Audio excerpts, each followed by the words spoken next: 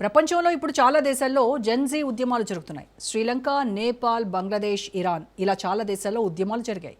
భారత్లోనూ ఇదే తరహా అల్లర్లకు ప్లాన్ చేస్తున్నారు.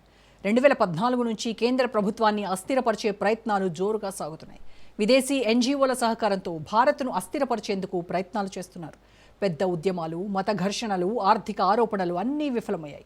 ఇప్పుడు స్థానిక సమస్యలపై దృష్టి పెట్టి ప్రభుత్వాన్ని బలహీనపరచాలని కుట్రలు రచిస్తున్నారు. ఇంతకీ భారత్లో కుట్రలు పన్నుతున్న ఆ ఉగ్రవాదులు ఎవరు? ఎందుకు మోదీకి వ్యతిరేకంగా పన్నాగాలు పన్నుతున్నారు?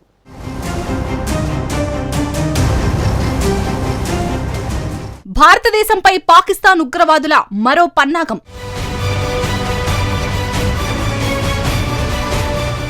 ఉద్యమాల ప్రభావం భారత్ వైపుకు మళ్లించే ప్రయత్నాలు.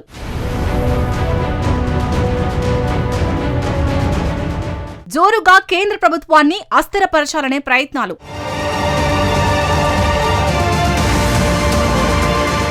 ప్రపంచం మొత్తాన్ని గమనిస్తే ఈ మధ్య కాలంలో అనేక దేశాల్లో ఒకే తరహా అల్లర్లు, ఉద్యమాలు జరుగుతున్నాయి.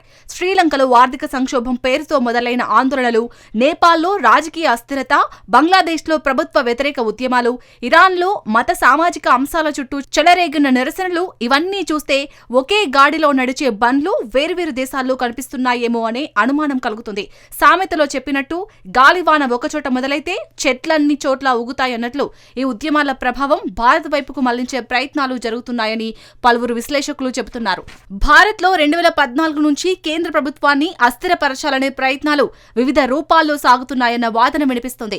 పెద్ద పెద్ద అంశాలతో మొదలైన ఉద్యమాలు ఆశించిన ఫలితం ఇవ్వకపోవడంతో ఇప్పుడు చిన్న చిన్న స్థానిక సమస్యలను పెద్దవిగా చేసి ప్రజల్లో అసంతృప్తిని పెంచే ప్రయత్నం జరుగుతుందని అంటున్నారు. చిన్న నిప్పే పెద్ద అడవిని కాల్చేస్తుంది అన్నట్లు చిన్న ఘటనలకు మతరంగు పూసి ప్రాంతీయ భావోద్వేగాలను రెచ్చగొట్టి దేశాన్ని గందరగోళంలోకి నెట్టాలన్నది ఈ వ్యూహ లక్ష్యంగా కనిపిస్తోంది.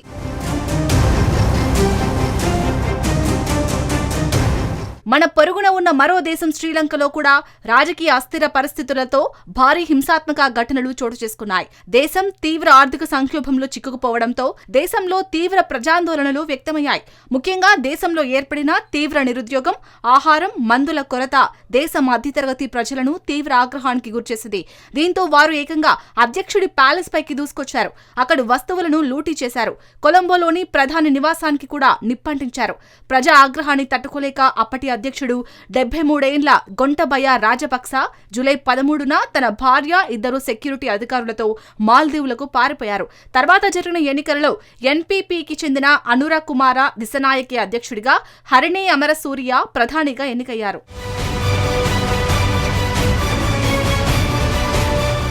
ప్రభుత్వ ఉద్యోగాల్లో కోటా విధానాన్ని ప్రవేశపెట్టిన బంగ్లాదేశ్ అధ్యక్షురాలు షేక్ హసీనా చర్యపై యువత, విద్యార్థులు తీవ్రంగా మండిపడ్డారు. హసీనాకు వ్యతిరేకంగా చేపట్టిన ఆందోళనను అణచివేసేందుకు ఆమె చేసిన ప్రయత్నాలలో 300 మంది మరణించారు. తర్వాత ఆందోళనకారుల పట్ల ప్రభుత్వ బలగాలు క్రూర విధానాలు అవలంబించడంతో వారు ఈసారి ఏకంగా హసీనా ప్రభుత్వాన్నే లక్ష్యంగా చేసుకున్నారు. వారి నిరసనలకు తలొగ్గి హసీనా ప్రభుత్వం కోటా వ్యవస్థను తగ్గించినప్పటికీ వారి ఆందోళన నెలలపాటు సాగింది. ఈ క్రమంలో అనేక హింసాత్మక ఘటనలు చోటు చేసుకున్నాయి. 2024 ఆగస్టు 5న జరిగిన నాటకీయ పరిణామాల్లో వేలాది మంది ఆందోళనకారులు హసీనా అధికార గృహంపైకి దండెత్తారు. దీంతో ఆమె ప్రత్యేక విమానంలో భారత్కు పారిపోయారు.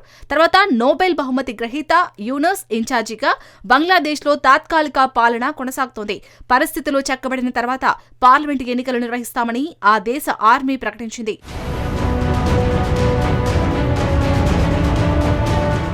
నేపాల్లో సోషల్ మీడియా నిషేధాన్ని వ్యతిరేకిస్తూ పెద్ద ఎత్తున ఆందోళనలు చెలరేగిన విషయం తెలిసిందే. యువత భారీ సంఖ్యలో వీధుల్లోకి వచ్చి నిరసనలు వ్యక్తం చేయడంతో పాటు హింసాత్మక చర్యలకు దిగడంతో ఆ దేశంలో అత్యవసర పరిస్థితిని విధించారు.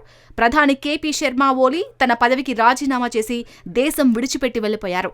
ప్రజా ఆగ్రహానికి ఏకంగా దేశాధినేత తోక ముడవడం వెనుక ఎవరున్నారు అనేది ప్రధాన చర్చకు దారితీయగా ఈ ఆందోళనకు జనరేషన్ జెడ్ గ్రూపుగా చెబుతున్న యువత సారథ్యం వహించడం విశేషం.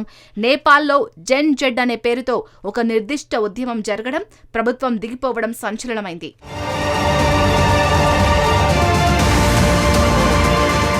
తాజాగా ఇరాన్లో కూడా జెడ్ ఆందోళనలు కొనసాగుతున్నాయి. ద్రవ్యోల్బణం పెరిగిపోవడం, కరెన్సీ విలువ పడిపోవడంతో అక్కడి ప్రజలు రోడ్లపైకి వచ్చారు. ముందుగా దేశ రాజధాని టెహ్రాన్లో ఈ నిరసనలు ప్రారంభం కాగా ఇప్పుడు దేశవ్యాప్తంగా విస్తరించాయి. ఆర్థిక సంక్షోభంతో ఇరాన్ సెంట్రల్ బ్యాంక్ గవర్నర్ కూడా రాజీనామా చేశారు. గత 4 రోజులుగా అక్కడ నిరసనలు జరుగుతున్నాయి. పలుచోట్ల ఆందోళనకారులను చెదరగొట్టేందుకు పోలీసులు టియర్ గ్యాస్లు ప్రయోగిస్తున్నారు. దీనికి సంబంధించిన దృశ్యాలు సోషల్ మీడియాలో వైరల్ అయ్యాయి. అంతేకాదు ప్రభుత్వం ఆందోళనకారులను చర్చలకు పిలిచింది. కానీ ప్రయోజనం లేదు. ఏకంగా 10 యూనివర్సిటీల విద్యార్థులు ఈ ఆందోళనల్లో పాల్గొంటున్నారు. సుప్రీం లీడర్ ఖమేనీ ప్రభుత్వానికి వ్యతిరేకంగా నినాదాలు చేస్తున్నారు. నియంతలకు మరణశిక్ష విధించాలంటూ డిమాండ్ చేస్తున్నారు.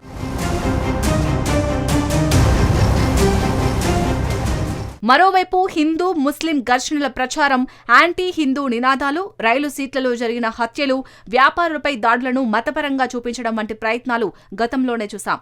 CAA, NRC వ్యతిరేక ఉద్యమాలు కూడా ఈ పరంపరలో భాగమనే అభిప్రాయం ఉంది. అయితే ప్రభుత్వం అప్పటికీ వ్యూహాన్ని మార్చుకొని పరిస్థితిని అదుపులోకి తీసుకొచ్చిందన్న వాదన కూడా వినిపిస్తుంది. ఓటు మోసాలు, అంబానీ అదానీ లాభాలు, రామ్జీ ఉపాధి హామీ పథకం పేరు మార్పు, సర్ విషయాలు, హిండెన్బర్గ్ రిపోర్ట్, ఫార్మర్స్ ప్రొటెస్ట్, రైతుల ఉద్యమాలు ఇవన్నీ పెద్దగా ప్రజల మద్దతు పొందలేకపోయాయని విశ్లేషకులు అంటున్నారు. ఎన్ని ఎత్తులు వేసినా బల్లి తలుపు దాటలేదన్నట్టు ఈ ప్రచారాలు ఆశించిన స్థాయిలో ప్రభావం చూపలేదని చెప్పుకుంటున్నారు. హిందూ ధర్మాన్ని బద్నం చేసే ప్రయత్నాలు, హిందూ పేరు లేని వారిని ఆలయాలకు తీసుకెళ్లే ప్రచారం కూడా వ్యర్థమయ్యాయి. మణిపూర్ అల్లర్లు బీజేపీకి 2 ఎంపీ సీట్లు కోల్పోవాల్సి వచ్చింది. ధర్నశాల జడ్జీలు, విశాఖ స్టీల్ ప్లాంట్, లక్షద్వీప్ సెలవు మార్పు, లద్దాఖ్ రాష్ట్ర డిమాండ్లు, కాశ్మీర్ నుంచి ఉమర్ అబ్దుల్లా, మెహబూబా ముఫ్తీ ఉద్యమాలు జోరెత్తాయి. సంజయ్ రౌత్ నేతృత్వంలో మహారాష్ట్రలో మరాఠా రిజర్వేషన్, పాటీదార్ ఉద్యమాలు కూడా ఇందులో భాగమే.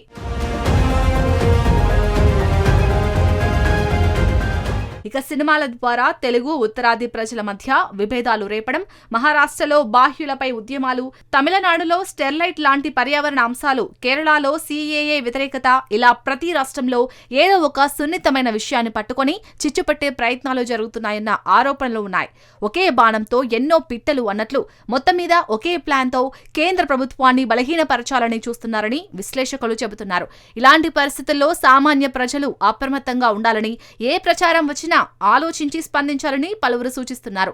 విన్నదంతా నిజం కాదు, చూసిందంతా అబద్ధం కాదు అన్న సామెత గుర్తుపెట్టుకుని భావోద్వేగాలకు లోను కాకుండా వాస్తవాలను తూకం వేసుకోవాల్సిన అవసరం ఉందని ఈ పరిణామాలు మనకు నేర్పుతున్నాయి. దేశం ప్రశాంతంగా ఉండాలంటే ప్రతి ఒక్కరూ బాధ్యతగా ఆలోచించాల్సిన సమయం ఇదేనని చెప్పొచ్చు.